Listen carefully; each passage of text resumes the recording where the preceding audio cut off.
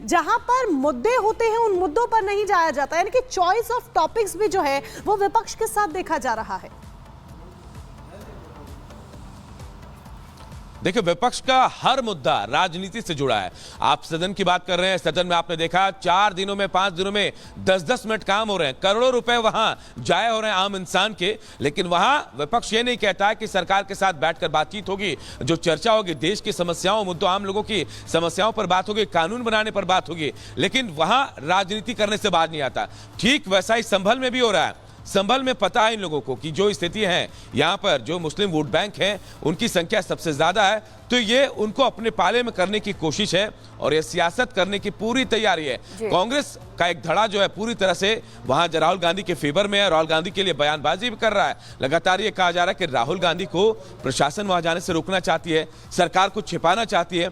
अगर ऐसा नहीं है तो राहुल गांधी को वहां जाने देना चाहिए। लेकिन मोनिका, अभी जो हालात संभल के हैं, अभी जिंदगी पटरी पर लौट रही है, धीरे धीरे ही सही लेकिन लौटनी शुरू हुई है, और ऐसे में एक भी चिंगारी खतरनाक साबित हो सकती है। इसीलिए प्रशासन चाहता है कि नेता ये कहते हैं कि हम साथ साथ हैं, वो उत्तर प्रदेश में किस तरीके से अलग नजर आते हैं वो भी देखने को मिलता है। समाजवादी पार्टी चाहती है संसद चले, चर्चा हो, लेकिन राहुल गांधी ऐसा नहीं चाहते हो। यही वजह थी कि कल वो संसद के बाहर इस तरीके से प्रदर्शन करते हुए नजर आए थे। बहुत शुक्रिया अनूप आपका तमाम जानकारी के लिए। लेकिन इस संभल हिंसा में जो कनेक्शन सामने आ रहे हैं वो और भी चौंकाने वाले हैं। कल संसद में खड़े होकर के अखिलेश यादव ने कुछ आरोप लगाए पुलिस कर्मियों पर और कहा कि उनके पास 2 तमंचे होते हैं, और समाजवादी पार्टी का हर नेता यही आरोप लगा रहा है, लेकिन जो सच है वो इससे अलग है।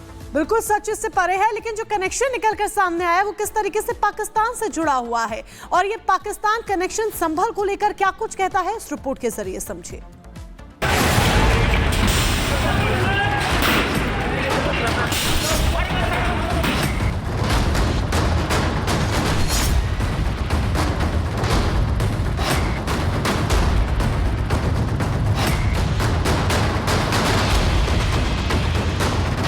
हिंसा का पाक कनेक्शन।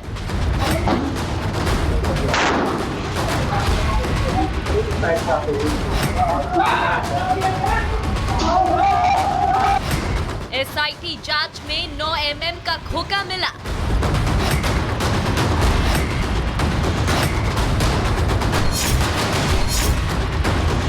संभल हिंसा पर अब सियासत तेज।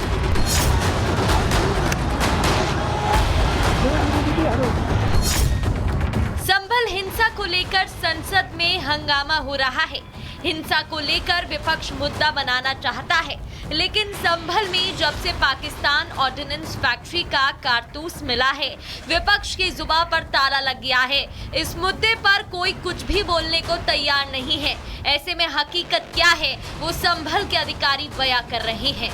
जिस घटना स्थल पे जिस पे जो डेड बॉडी मिली थी, उस जगह से आज एक बड़ा ही चौंकाने वाला तथ्य सामने आया है, जिसमें POF 9 mm 68-26 ये एक फायर्ड केस मिला है। 12 बोर का एक Winchester made in USA number 12 super लिखा हुआ है, ये एक 12 बोर का कार्ट्रिज मिला है। एक स्पेशल 12 के करके के लिए 12 बोर का एक और कार्ट्रिज मिला है। एक KF-32 SWL करके भी एक कार्ट्रिज मिला है, जो फायर्ड केस है। संभल हिंसा वाली जगह पर फॉरेंसिक टीम जांच में जुटी थी। जांच के दौरान टीम को नालियों की सफाई करते वक्त पाकिस्तानी फैक्ट्री में बने कारतूस बरामद हुए। जांच के दौरान पाकिस्तान ऑर्डिनेंस फैक्ट्री में 9 mm के 2 मिसफायर और एक कारतूस मिला। इसके अलावा 12 बोर के 2 कारतूस और 32 बोर के 2 कारतूस बरामद। कुल मिलाकर 5 फायर कारतूस और 1 मिस फायर कारतूस मिले हैं। कारतूस मिलने के बाद पुलिस टीम अलर्ट हो गई है और पूरे इलाके में सर्च ऑपरेशन चला रही है। अब संभल में कारतूस मिले और सियासत ना हो, ऐसा हो सकता है क्या?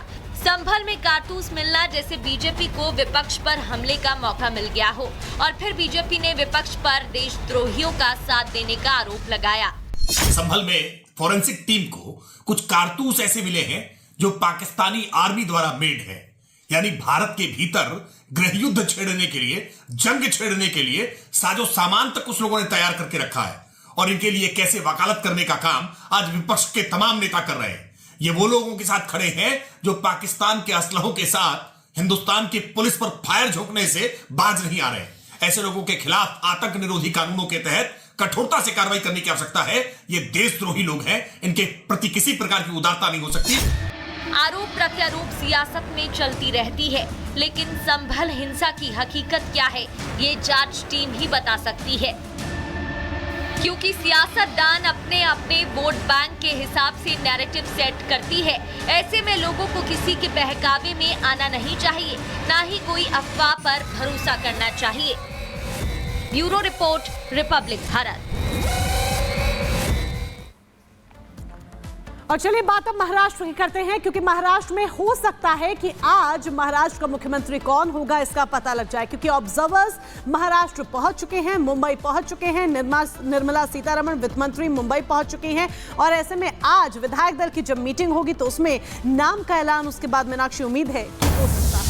आज बीजेपी विधायक दल की मीटिंग बुलाई गई है और नेता चुना जा सकता है, इसलिए हम कह रहे हैं कि आज मुख्यमंत्री के नाम का ऐलान हो जाएगा, क्योंकि सारी तैयारियां आजाद मैदान में कर ली गई है, जहां ये शपथ ग्रहण समारोह होना है।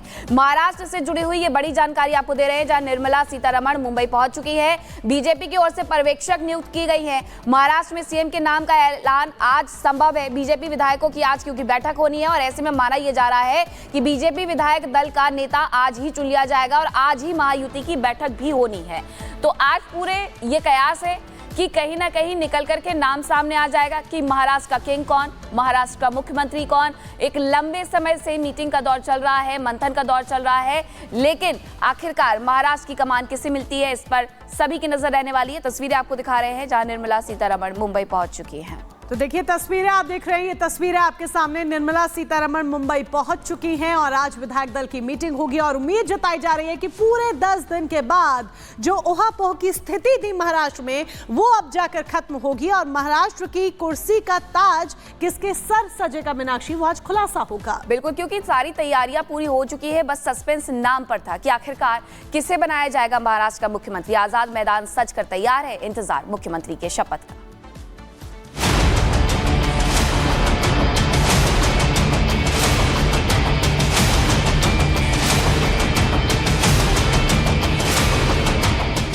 महाराष्ट्र में जीत मिल गई, महाराष्ट्र में सरकार बनना तय हो गया, महाराष्ट्र में मंत्री पद को लेकर भी सहमति बन गई। लेकिन महाराष्ट्र में जो अब तक नहीं हुआ वो है सीएम के नाम का ऐलान। जी हां, महाराष्ट्र की सत्ता की सबसे बड़ी कुर्सी पर किस पार्टी का नेता होगा, इस पर अब असमंजस की स्थिति नहीं है। सभी जानते हैं कि वो बीजेपी के खेमे से होगा, लेकिन जो बात अब तक साफ नहीं है वो ये कि बीजेपी विधायक दल किसे अपना नेता चुनेगा। वैसे इस सवाल से आज पर्दा उठने वाला है। विधानसभा की विधिमंडल में बीजेपी विधायक दल की मीटिंग होगी। सुबह 10 बजे विधान भवन के सेंट्रल हॉल में बीजेपी विधायकों की बैठक होगी। शाम तक बीजेपी विधायक दल का नेता चुना जाएगा। जो भी नेता होगा उसका नाम आलाकमान को बताया जाएगा। इसके बाद एकनाथ शिंदे, अजित पवार और देवेंद्र फडणवीस राज्यपाल से मिलने जाएंगे। राज्यपाल से मिलकर सभी महायुति के नेता सरकार बनाने का दावा पेश करेंगे। 5 दिसंबर को शाम 5 बजे मुंबई के आजाद मैदान में सीएम पद का शपथ ग्रहण होगा। केंद्र की ओर से भेजे गए दोनों ही पर्यवेक्षक मुंबई पहुंच चुके हैं। इन्हीं दोनों पर्यवेक्षकों की निगरानी में नए सीएम के नाम का ऐलान होगा।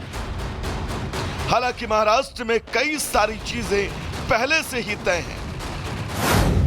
कहा जा रहा है कि 31 नेता मंत्री पद की शपथ ले सकते हैं। बीजेपी के 19 विधायक मंत्री बन सकते हैं।